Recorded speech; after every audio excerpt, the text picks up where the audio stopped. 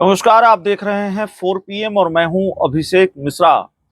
देखिए, बिहार में 4 विधानसभा सीटों पर उपचुनाव होने हैं और इन 4 विधानसभा सीटों पर इसलिए उपचुनाव होने हैं क्योंकि इन 4 सीटों के विधायक अब सांसद बन चुके हैं। बिहार में रामगढ़ विधानसभा सीट से आरजेडी के विधायक थे सुधाकर सिंह, वो बक्सर से सांसद चुन लिए गए हैं। इमामगंज से हिंदुस्तानी आवाम मोर्चा के विधायक पूर्व मुख्यमंत्री जीतन राम मांझी वो गया से सांसद चुन लिए गए हैं और अब केंद्र सरकार में मंत्री भी हैं। बेलागंज से आरजेडी के विधायक थे सुरेंद्र यादव और अब वो जहानाबाद से सांसद चुन लिए गए हैं।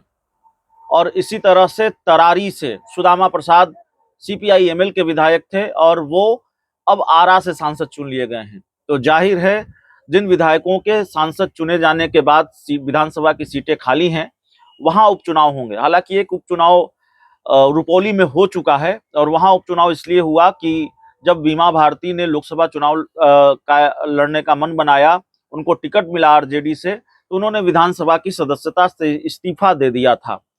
बाकी इन 4 सीटों पर भी उपचुनाव होने हैं। रुपौली की सीट बीमा भारती हार चुकी है, वहां उपचुनाव हो चुका है।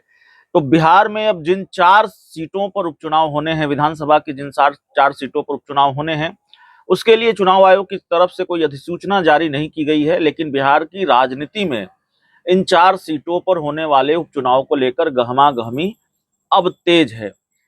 तरारी विधानसभा सीट को लेकर पशुपति पारस ने अपनी दावेदारी पेश की है, अपना दावा ठोका है तरारी विधानसभा सीट को लेकर। हालांकि उनके दावे में कितना दम है, उनके दावे को कितनी गंभीरता से बीजेपी लेगी, ये देखना पड़ेगा। लेकिन कल पशुपति पारस ने एक बड़ा बयान दिया है तरारी विधानसभा सीट को लेकर। उन्होंने कहा है कि तरारी विधानसभा सीट से उनकी पार्टी के नेता सुनील पांडे जेडीयू के पूर्व विधायक रहे हैं, बाद में वो पशुपति पारस के साथ आ गए। तो पशुपति पारस ने कहा कि सुनील पांडे दूसरे नंबर पर आए थे 2020 के विधानसभा चुनाव में तरारी विधानसभा सीट से। तो जाहिर है, तरारी विधानसभा सीट सुनील पांडे लड़ेंगे, हमारी पार्टी के नेता लड़ेंगे और इसके लिए वो बीजेपी के प्रदेश स्तर के नेताओं से मुलाकात करेंगे और बीजेपी के राष्ट्रीय अध्यक्ष से भी मुलाकात करेंगे, बीजेपी के शीर्ष नेतृत्व से भी मुलाकात करेंगे। तो तरारी विधानसभा सीट को लेकर दावा जरूर ठोका है केंद्रीय मंत्री पशुपति पारस ने। लेकिन सवाल है कि तरारी को लेकर जेडीयू की दावेदारी है।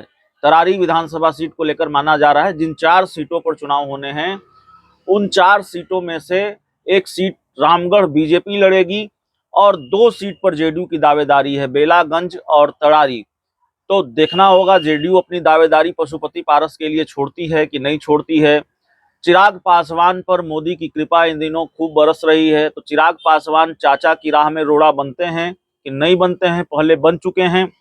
विधान परिषद का उपचुनाव हो या दूसरे कुछ मामले हों, तो चिराग पासवान और बीजेपी ने मिलकर पशुपति पारस को निपटाया है, उनको किनारे लगाया है, ये बात साफ तौर पर है।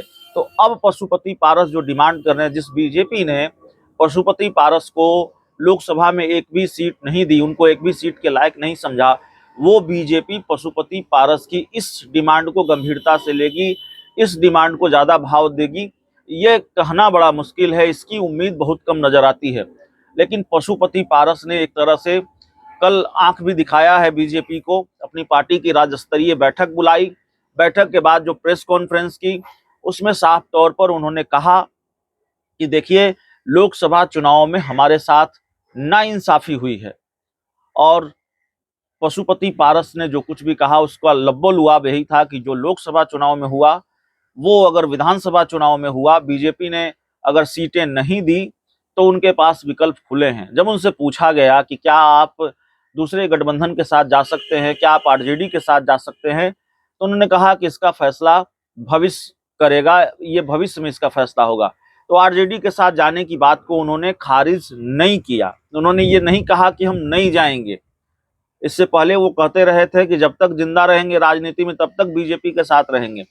लेकिन पशुपति पारस करे भी तो क्या करें, भारतीय जनता पार्टी ने उनके साथ जो किया, इसलिए उनके पास कोई रास्ता बचता नहीं है। भारतीय जनता पार्टी ने उनको कहीं का नहीं छोड़ा। तो पशुपति पारस कब तक बीजेपी के एक तरफा प्रेम में रहेंगे। तो जाहिर है उन्होंने भी मैसेज दे दिया कि भाई हमारे विकल्प खुले हैं और हमारे साथ वही होगा लोकसभा चुनाव में जो हुआ 2024 में। अगर विधानसभा चुनाव में भी हमको सीटें नहीं दी गई तो हमारे विकल्प खुले हुए हैं, ये बताने की कोशिश पशुपति पारस ने जरूर की है। अब तरारी विधानसभा सीट को लेकर एनडीए में कह सकते हैं कि घमासान की स्थिति है। जेडीयू की दावेदारी है, जिन 4 सीटों में विधानसभा के उपचुनाव होने हैं, जिन 4 सीटों पर, उसमें तरारी है और बेलागंज भी है। ये 2 सीटों पर जेडीयू का दावा है। लेकिन अब पशुपति पारस कह रहे हैं कि भाई आपने हमको लोकसभा चुनाव में एक भी सीट नहीं दी, हम आपके ईमानदार सहयोगी हैं, तो हमको सीट दीजिए। तो पशुपति पारस की इस डिमांड को मानती है कि नहीं मानती है बीजेपी, ये देखना पड़ेगा।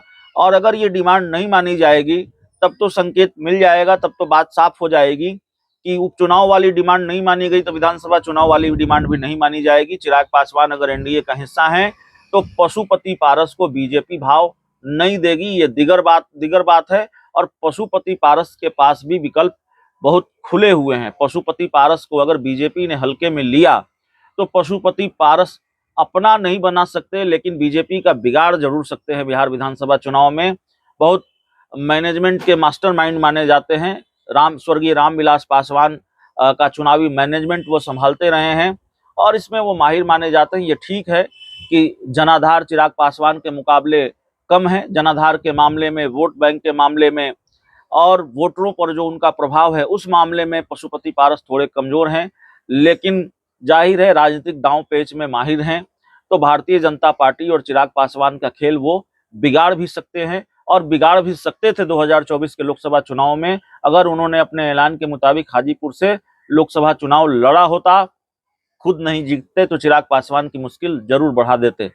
तो कुल मिलाकर मामला यह है कि देखिए पशुपति पारस ने एक तरह से अब बीजेपी को मैसेज दिया है, क्लियर मैसेज, और चाहे शायद वो टेस्ट लेना चाहते हैं बीजेपी का कि देखते हैं भारतीय जनता पार्टी किस तरह का रुख अपनाती है।